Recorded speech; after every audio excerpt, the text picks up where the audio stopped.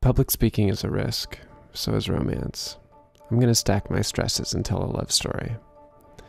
It was late summer 2010. I was working at a local name brand architecture firm, primarily making the pretty pictures. It was a skill developed out of a lifelong interest in storytelling and a latent obsession with the performance of light. Rachael was only recently graduated. We had been in and out of dating and currently in an off period, but I found myself thinking a lot about her and decided to give a call. We met at Range, a Mission classic, and the most inappropriate place for two people who are not dating to go meet. We rekindled and I found out she was off to China. In the meantime, I got hired at CCA to teach the very class my cohort had requested as students. I loved it. I was teaching them the same skills that had made me so employable in this time of economic crisis, and I was happy to be helping.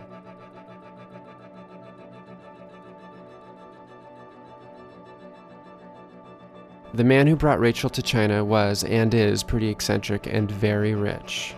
Soon after her return, it became clear that he was unlikely to build the office she had designed. The whole experience was rather isolating, and Rachael was determined to never go back there alone. However, our man in China had a big idea for an LED factory museum hybrid. So I said, "How about if I go with you?" We were also getting pretty serious at the time, so we decided to combine all possible stresses into one ambitious week. I quit my well-paying job and moved me and my considerable pile of things into Rachael's house, which we left in shambles as we ran to the airport. China was, of course, madness. We stayed in a suburb of Guangzhou called Panyu, a portrait of industrial China.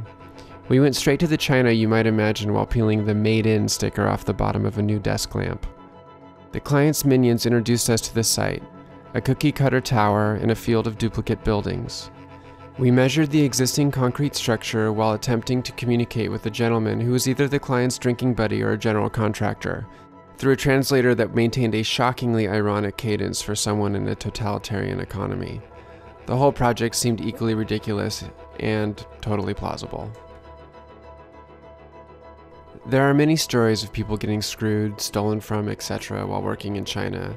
We got paid, all in American dollars, from a wad many times larger than our fee that was casually pulled from our client's pocket as we walked to the cab. I'm not sure how I thought we would get paid, but I didn't expect to be carrying thousands of dollars internationally. Upon returning to the US, we quickly pulled together a basic programming scheme for the factory. We set it off and finally unpacked into the house. A few weeks later, we heard back via email that he had met with the LED manufacturing equipment group in Germany. The building wasn't big enough. He said he'd get back to us. He hasn't. This was the point, halfway through this slideshow, that we decided to become Myriad Harbor. After years of being in rock bands, the mental anguish of naming your creative project was familiar.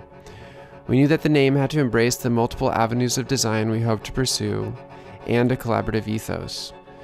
And so we hoped to evoke a place for many ideas to land. Myriad Harbor's first project was a major tenant improvement of a graphic design office in Sausalito, a lovely location with a generous client that also happens to be my uncle. We ripped out all the walls, made a mezzanine, bought a lot of white oak flooring, and had the sleekest possible workstations custom fabricated in Oakland. We also connected, through my former bassist, to a lovely place called the Ecology Center in San Juan Capistrano, an eco-learning center for whom we have designed a master plan and a series of learning pavilions. The first about water, the second about food, and even more to come. It is through word of mouth that most designers connect to their next client. We are no different. The wife of a friend of my uncle was getting her hair cut and found herself in a conversation with her stylist about a new salon. We were recommended, and by the end of our first meeting, the job was ours. The existing building was formerly a car dealership, a real estate agent, and a few different gyms. It was easy to picture the hopping leg warmers on that hardwood floor. It was a gloriously raw space as we found it, 2,000 square feet, empty and ready to be activated. As designers, we are strongly oriented to individual experience and program constraint. Although we had never had the chance to design a salon in school, it quickly became clear that this mix of high functionality and seamless tactile visual experience made this project a perfect candidate for the kind of design thinking we most want to employ in our practice.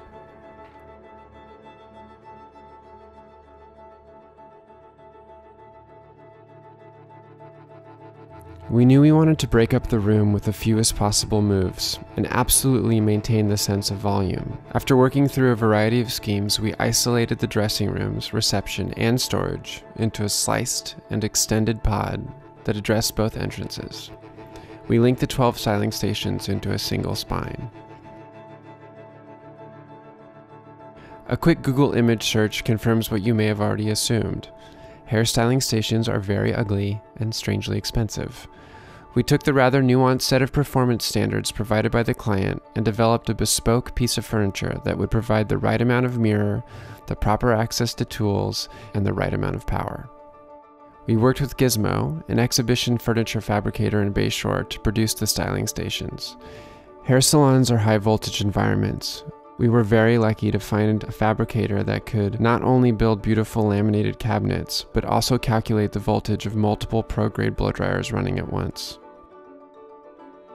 Rachael developed a unique cascading green wall using the Woolly Pocket system, fed by tiny copper tubes. We were extremely fortunate to have the client's husband as our GC. He worked 12 to 18-hour days for 3 months. It was a phenomenal effort. The salon was open 6 months after our first meeting. These projects gave us the confidence to submit our portfolio to California Home and Design. They selected us for the 2013 Emerging Designer Award, and we hope to live up to the press. The last 2 years have been risky but rewarding, and we can only guess at the myriad opportunities that may find harbor in our young practice.